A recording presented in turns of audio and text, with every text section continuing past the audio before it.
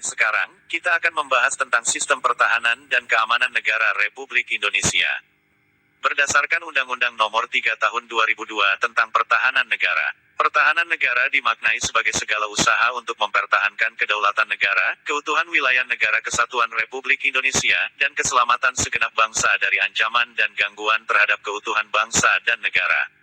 Sementara itu, pengertian sistem pertahanan negara menurut Undang-Undang Nomor 3 Tahun 2002 adalah sistem pertahanan yang bersifat semesta, yang melibatkan seluruh warga negara, wilayah, dan sumber daya nasional lainnya, serta dipersiapkan secara dini oleh pemerintah dan diselenggarakan secara total, terpadu, terarah, dan berlanjut untuk menegakkan kedaulatan negara, keutuhan wilayah, dan keselamatan segenap bangsa dari segala ancaman.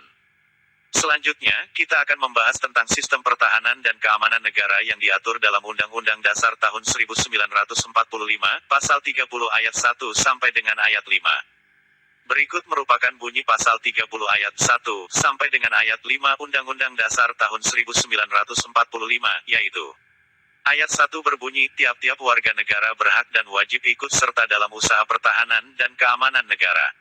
Ayat 2 berbunyi, usaha pertahanan dan keamanan negara dilaksanakan melalui sistem pertahanan dan keamanan rakyat semesta oleh Tentara Nasional Indonesia dan Kepolisian Negara Republik Indonesia sebagai kekuatan utama, dan rakyat sebagai kekuatan pendukung.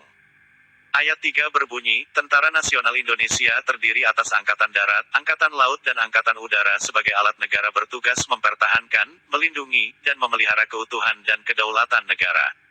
Ayat 4 berbunyi, Kepolisian Negara Republik Indonesia sebagai alat negara yang menjaga keamanan dan ketertiban masyarakat bertugas melindungi, mengayomi, melayani masyarakat, serta menegakkan hukum. Ayat 5 berbunyi, susunan dan kedudukan Tentara Nasional Indonesia, Kepolisian Negara Republik Indonesia, hubungan kewenangan Tentara Nasional Indonesia dan Kepolisian Negara Republik Indonesia di dalam menjalankan tugasnya, syarat-syarat keikutsertaan warga negara dalam usaha pertahanan dan keamanan diatur dengan undang-undang. Berdasarkan Pasal 30 Undang-Undang Dasar tahun 1945 tersebut, usaha pertahanan dan keamanan negara Indonesia merupakan tanggung jawab seluruh warga negara Indonesia. Dengan kata lain, pertahanan dan keamanan negara tidak hanya menjadi tanggung jawab TNI dan Polri saja, tetapi masyarakat sipil juga bertanggung jawab terhadap pertahanan dan keamanan negara. Undang-Undang Dasar tahun 1945 juga memberikan gambaran bahwa usaha pertahanan dan keamanan negara dilaksanakan dengan menggunakan sistem pertahanan dan keamanan rakyat semesta, disingkat Sishankamrata.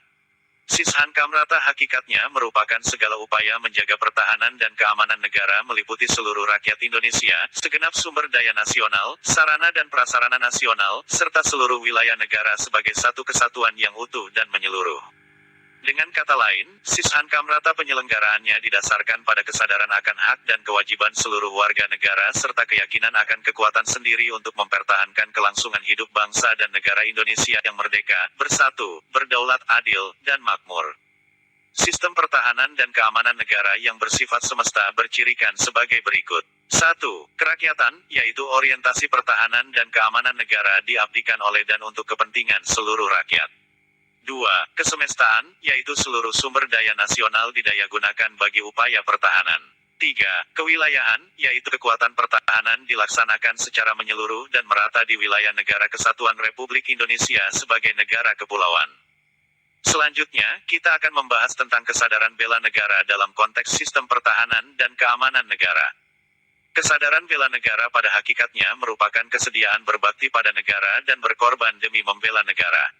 Upaya bela negara, selain sebagai kewajiban dasar juga merupakan kehormatan bagi setiap warga negara yang dilaksanakan dengan penuh kesadaran, tanggung jawab dan rela berkorban dalam pengabdian kepada bangsa dan negara. Sebagai warga negara sudah sepantasnya ikut serta dalam bela negara sebagai bentuk kecintaan kita kepada bangsa dan negara.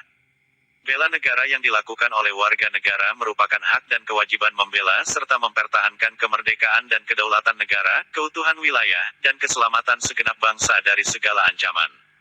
Pembelaan yang diwujudkan dengan keikutsertaan dalam upaya pertahanan negara merupakan tanggung jawab dan kehormatan setiap warga negara.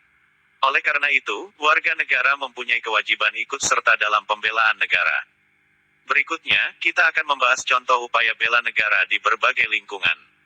Yang pertama, contoh upaya bela negara di lingkungan keluarga, di antaranya sebagai berikut. 1.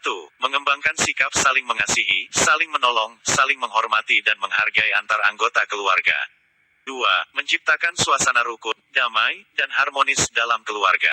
3. Menjaga nama baik keluarga dengan perilaku yang terpuji atau mulia. 4. Bersikap sopan kepada orang yang lebih tua seperti ayah, ibu dan kakak. 2. Contoh upaya bela negara di lingkungan sekolah, di antaranya sebagai berikut. 1. Kesadaran untuk menaati tata tertib sekolah. 2. Menjaga nama baik sekolah. 3. Mengikuti upacara bendera. 4. Menjadi siswa yang berprestasi dan mengharumkan nama baik sekolah. Ketiga, contoh upaya bela negara di lingkungan masyarakat, di antaranya sebagai berikut. 1. Menjaga keamanan lingkungan melalui kegiatan siskamling atau ronda malam. 2. Menciptakan suasana rukun, damai, dan tentram dalam masyarakat. 3. Selalu aktif dalam kegiatan sosial seperti kerja bakti atau gotong royong. 4. Mengembangkan sikap tenggang rasa dan tolong-menolong antar anggota masyarakat. Keempat, contoh upaya bela negara di lingkungan bangsa dan negara, di antaranya sebagai berikut. 1. Mematuhi peraturan perundang-undangan yang berlaku. 2. Memperkokoh semangat persatuan dan kesatuan bangsa. 3. Membayar pajak tepat pada waktunya. 4. Pengabdian sesuai dengan profesi masing-masing. Demikian pembahasan materi pembelajaran PPKN.